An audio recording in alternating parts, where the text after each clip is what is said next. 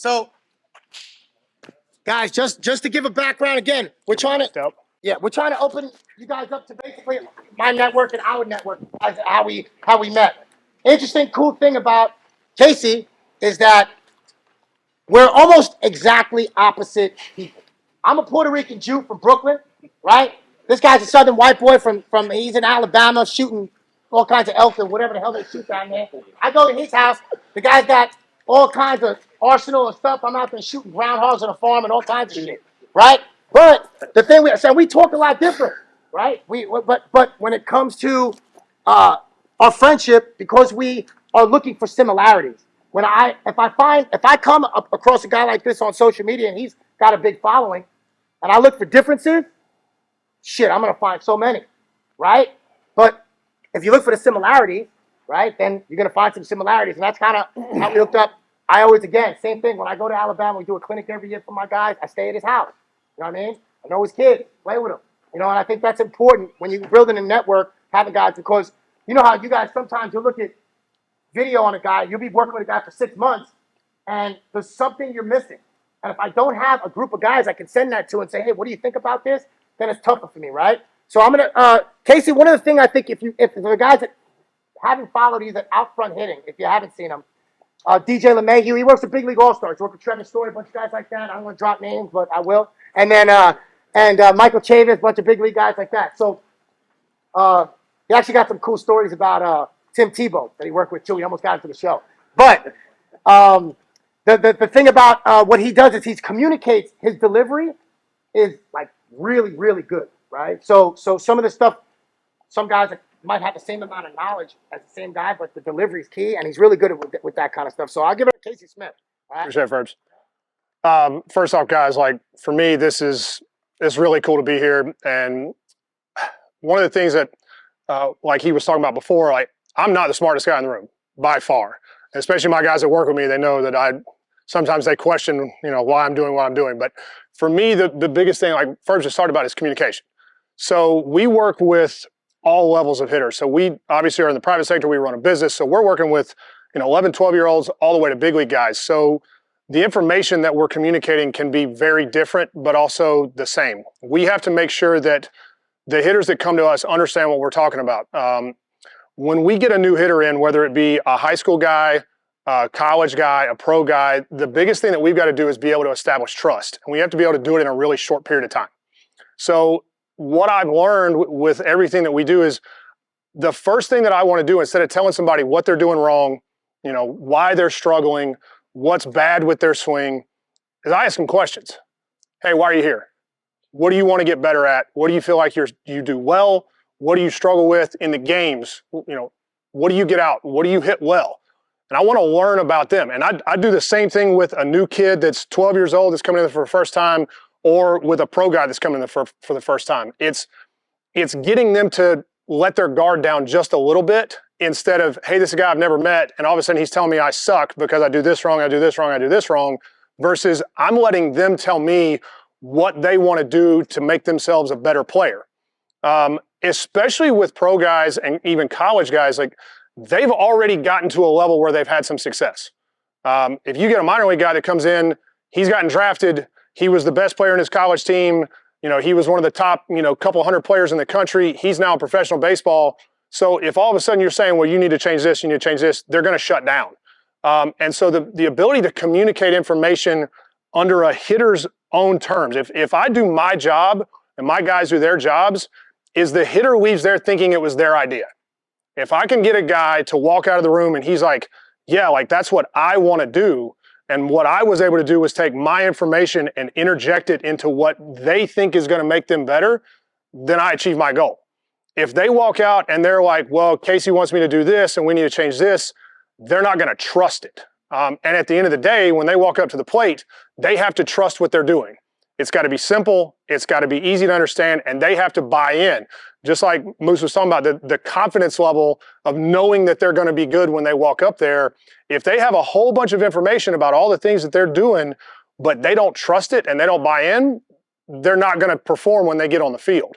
And so we start off by asking them questions. Hey, what are you trying to do well? Or what are you doing well? What are you trying to improve?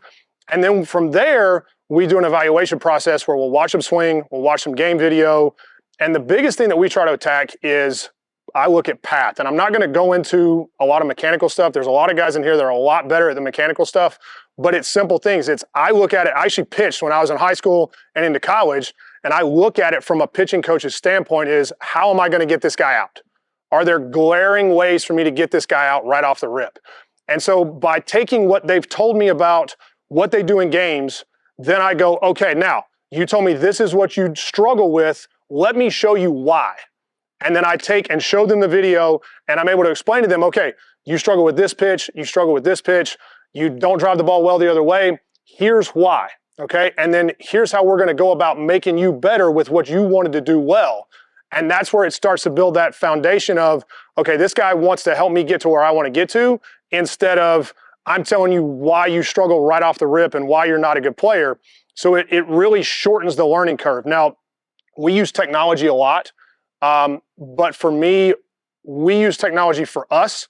The players, it's like, for us, it's a cheat code. It's to get them to trust us faster by understanding, hey, maybe that feels a little different, but I can see it immediately. But at the end of the day, our goal is to get them away from the tech when they're on the field and get them to buy into what they're feeling so they can make adjustments. So we talk about ownership all the time. I want our guys to be able to own their own adjustments and not have to call us after every single game, hey, what am I doing wrong? What am I struggling with?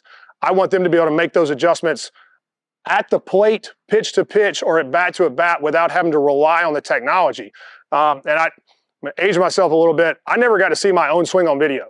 When I played all the way in through pro ball, we didn't have video. We didn't have any type of data, so we had to make adjustments based on feel. I feel like that even with all the tech that's available, hitters need to be able to use what they feel, what they see with ball flight, what they see in the game as their own teaching tools versus trying to rely so heavily on the tech. And right now, I've got one of my big league guys that we've been training this all off season. Every time he feels something, he'll look at me first and go, this is what it was. This is how I'm going to adjust it. I'm not going to look. He'll make the adjustment, then we'll turn around and compare the video because he wants to make sure that he's feeling what he thinks he's feeling and he can make the adjustment without having to rely on it. If he does that, he knows that in the game, he can feel it and he can change it right away versus going, I don't know what's going on. Where it is, all right, I've got to go back in the dugout. I got to look at video. There's not that trust factor into what he's doing. So that's one of the biggest things that we've been trying to do recently is I'm not saying remove technology. Technology is incredibly important and we use it every single day, but get hitters to feel what they're trying to do without having to rely so heavily both on us and then on the tech itself. I was actually talking with my college coach, who I will give an enormous amount of credit to my career, both as a player and as a coach. And for us, like, we try to keep things as simple as possible. So Kevin Nichols, he's at Middle Tennessee now, absolute freaking hitting genius. And we were talking about the difference between private sector and college. College, he's got to be able to make adjustments really fast in guys. He's got to be able to get them to win games and perform on the field. We have the luxury of being able to sit there and go over stuff and get tedious with it. And he's like, Case, I don't have that time. He's like, I got 20 guys. We have to be able to make adjustments. So I need to give them a simple thought that's going to create the feel that they need to be able to take to the game. If I can dive into the mechanics as much as I want, but if they're thinking about 4 different things when they walk up to the plate, it's not going to translate. So, and it was kind of funny, we started talking about the way hitters get trained now, and I was telling some of my guys earlier, we want to make sure that we're training hitters. And I used a golf analogy. If you compare the two sports, I feel like a lot of times we get in the cages and we wind up training long drivers, not golfers. As we're training guys to hit the ball as hard as they possibly can, but is it actually going to translate to the field? When we look at a guy, okay, yes, his numbers went up. Yes, he's hitting the ball farther. In the cage setting, is he doing it against a live arm? Is he going to go out there and face a guy that's got good hop on his fastball, he's got good break on his slider? Is he going to be able to adjust and actually translate to the game? And that doesn't necessarily mean he needs to swing faster.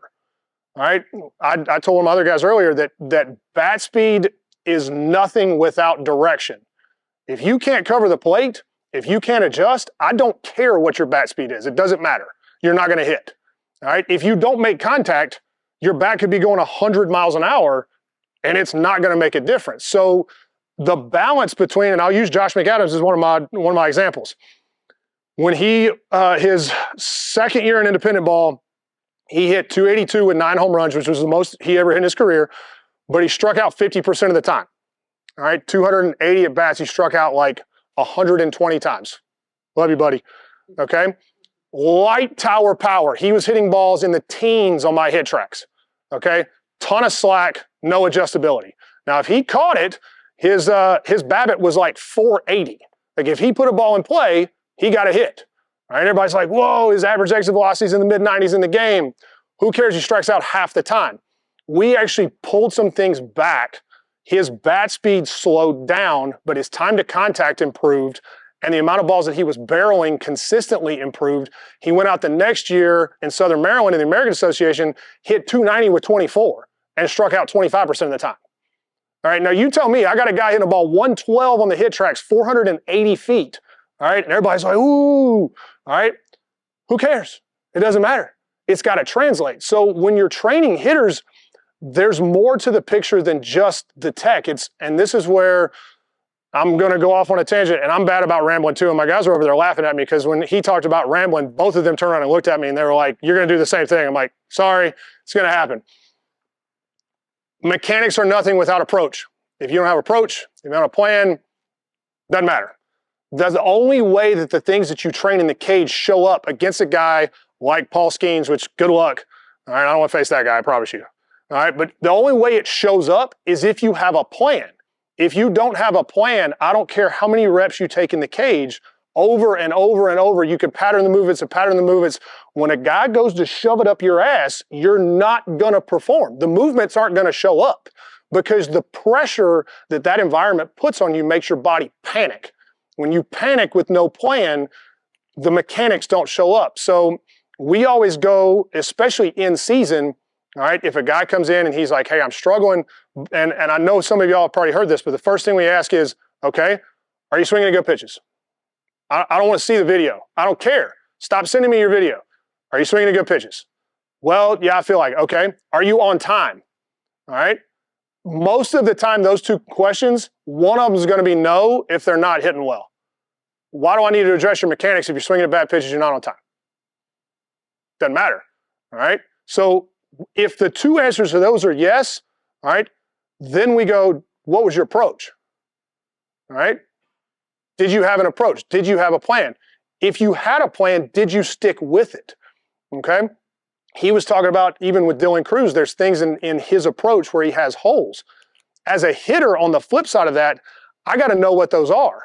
Okay. And so in the cages, are we going to, all right, I don't hit the up and in pitch really well, but I do a lot of damage on anything away, up, down, and the down and in pitch.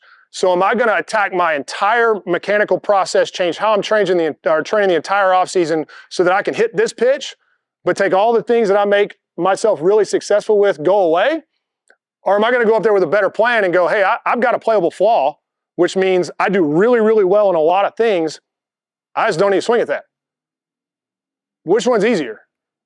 Struggle, frustrate myself to try to go through something to cover this, or just take it? Okay, and that's where we talk about with our high school guys, especially high school. And I ask our high school hitters this: if I gave you an option, I said, all right, you're going to go through the season and you're never going to put a breaking ball in play. You will never even foul one off. Okay, but every single one that's a ball, you'll take it. But every fastball you get, you will hammer. Every single one of them, you will absolutely demolish. Are you taking that? And they're like, hell yeah. I'm like, why? Well, because I'm hammering fastballs. Yeah, you're going to hit 700, especially at the high school and even the college level. You even get into pro ball, and I've talked to DJ about this. A lot of guys don't understand this. There are big leaguers right now that 0-2 counts, this is going to sound crazy, auto take. 0-2, auto take, boom. Why? What does everything that they throw right now do with 2 strikes? Starts as a strike, ends as a ball. Okay? So what are we trying to do? Are we trying to go up there and cover that pitch? Or are we trying to understand that, hey, I need to not swing at that pitch? Okay?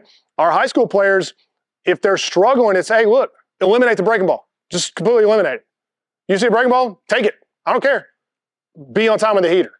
All right. He talks about establishing his pitching staff off of what they do with a heater. If I got a guy that can't hit a heater, I'm not worried about that guy. I'm not worried about that guy. So everything we're going to do is going to be based off of the fastball.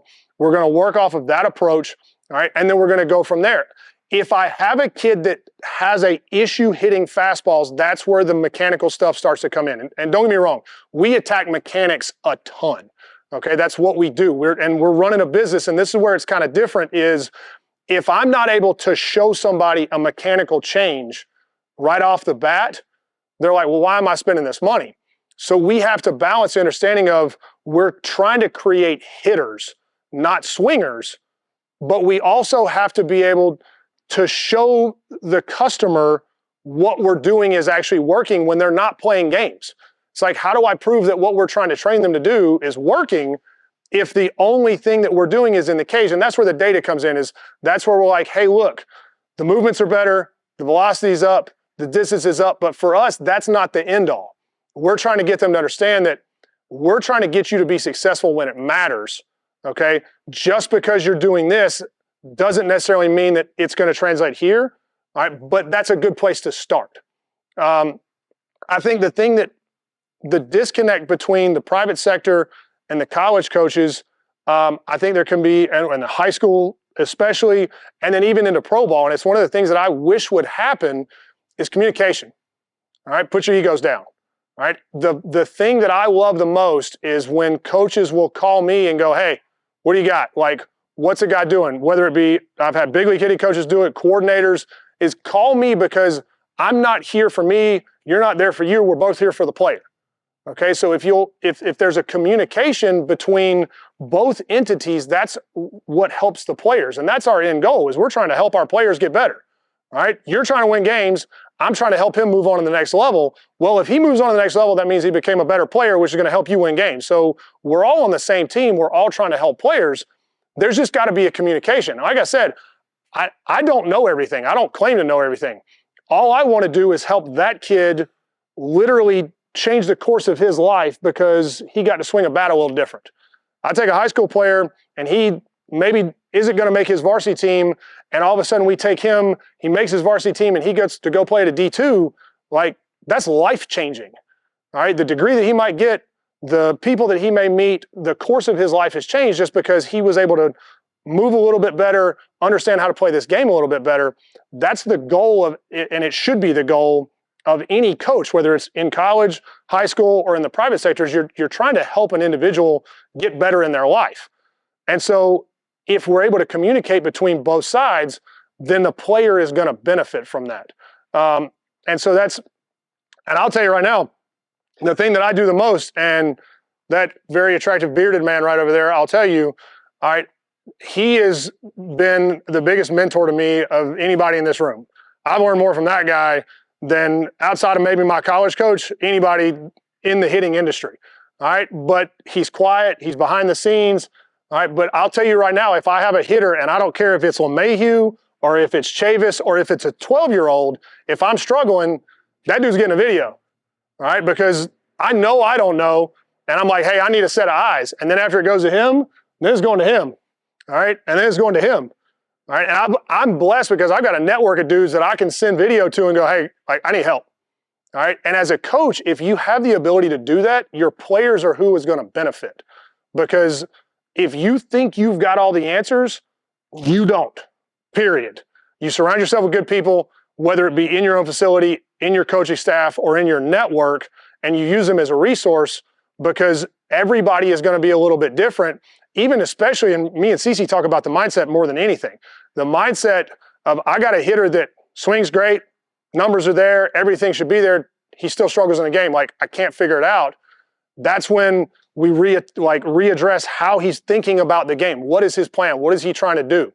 And so I know I'm kind of bouncing around on topics, but at the end of the day, the communication piece of what we're trying to do as a coach is the number one thing that I think gets overlooked. It's like, I can have the absolute best information. You could have Albert Einstein teaching you physics, but if he's speaking in German, like, what am I supposed to do? Like, I got to have a dude over here translating it, And then hopefully I can still understand it. Otherwise, it's not going to help me. You can show me every metric. You can show me everything about my swing and all of this. But if you can't say, hey, think about this, like backspin line drive the other way.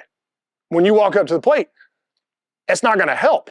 Okay, so being able to take it and put it into a digestible, easy to understand approach for that hitter to take to a game is what the goal is as a coach. And I had a guy right now, he just got Rule 5 with the Dodgers, from the Dodgers, he's with the Phillies. And I asked him, he had hit at other facilities across the country, I'm not going to say who, and had also hit with the organization, obviously. And he's come in and he says he feels like he's having the best offseason he's ever had. And I'm like, I'm not giving you any special kind of information. He was like, I know. He's like, I've heard a lot of things along these lines throughout my time in the minor league career, but it was always like forced, like you have to do this and it's got to be this way.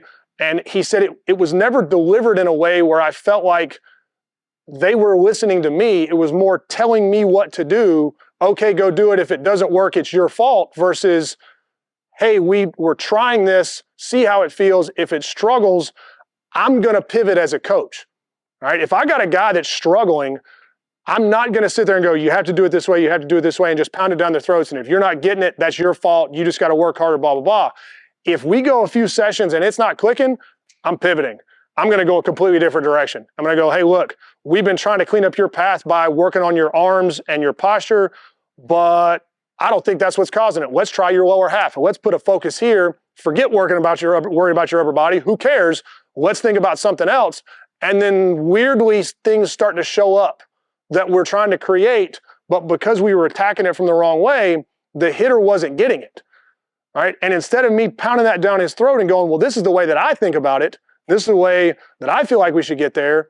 Well, I'm going to pivot and I'm going to change and I'm going to use something that CC told me from 2 years ago about a guy that he played with at AAA and be like, hey, this guy was built similar to you. He thought about things similar to you. Let's try that. And I'm not going to try to put a square peg in a round hole because that's what I feel like I need to do as a coach because that's the way I think about it. It's my job to figure out how that guy thinks, what does he feel like he needs to do, and then cater to that.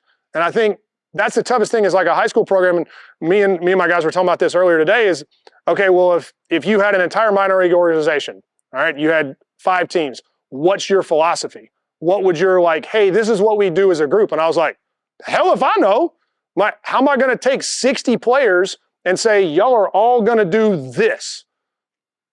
Outside of we're going to rake, like I don't really have a plan because if I try to put everybody into the same like forms of thinking and the same way of going about it, the same drills, the same process, is like some guys are going to get better, some guys are going to kind of stay the same and whatever, and some guys are going to suck. They're going to get worse, right? So we try to make sure that the communication is there, that it's easy to understand, the hitters trust us, and at the end of the day, like he was talking about, we just want them to take ownership, have fun, further their career, and not everybody's going to be a big leaguer. It's not going to happen. Not everybody's going to play in college.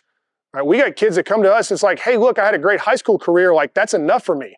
I understood that a work ethic helped me get better, like I learned things about myself I didn't know, and now I could go on and I could go be a college student, and that's okay. All right, but it's being able to give them the ability to be the best version of themselves that they can be. That's all we're trying to do. And just by communicating information in an easy way, that's our goal. And hopefully at the end of the day, players get better, they enjoy the process, and then they can go on and share their experience with everybody else. So that's about all I got first. If I keep going, I'm gonna be up here forever. Absolutely. Get this mic. Guys, real quick before we move to the next speaker. I wanted you guys to just realize a couple of little tips, I think, on the side. Both of those guys that just spoke, Corey Muscara and Casey Smith, both top of their field in college and also in the private sector.